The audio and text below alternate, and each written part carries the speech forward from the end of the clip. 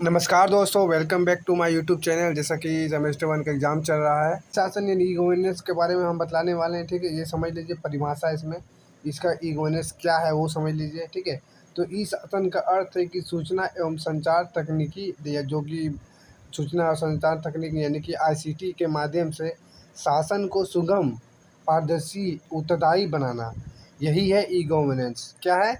तो संचार एवं तकनीक के माध्यम से शासन को, ठीक है, शासन को सुगम, ठीक है, पारदर्शी, उत्तरदायी बनाना, यही है ई गवर्नेंस यानी ई शासन, यही है। ठीक है, तो ये इसका परिभाषा हुआ।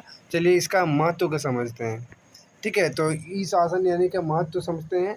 तो पहला पहला क्या है इसका विशेषता में यानी इसका महत्व में, तो पारदर्शिता में वृद्धि। ठीक है, यानी कि इसका अर्थ है कि सरकारी कार्यों में खुलापन आता है। इससे क्या आता है? इससे खुलापन आता है, जिससे भ्रष्टाचार कम होता है।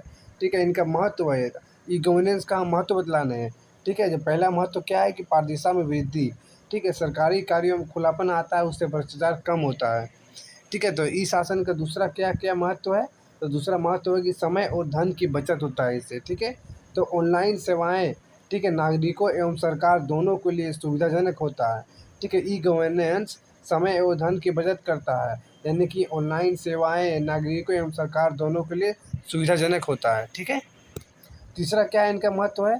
तीसरा इसका महत्व है ई गवर्नेंस का कि सेवाओं की सुलभता, यानी कि लोग अपने मोबाइल या कंप्यूटर से घर बैठे सरकारी सेवाएं प्राप्त कर सकता है। ये ई गवर्नेंस का महत्व है। ठीक है, तो सेवाओं को सुलभता देता है यानी आसान बनाता है।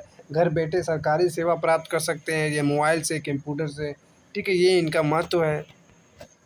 चौथा महत्व क्या है कि जनसंपर्क बेहतर बनाता है ई गवर्नेंस। ठीक है, नागरिक अपनी समस्याएं, सुझाव सीधे सरकार तक पहुंचा सकता है। ऑनलाइन तरीके से आप पहुंचा सकते हैं, मोबाइल से पहुंचा सकते हैं, यानी जनसंपर्क बेहतर बनाता है ई गवर्नेंस।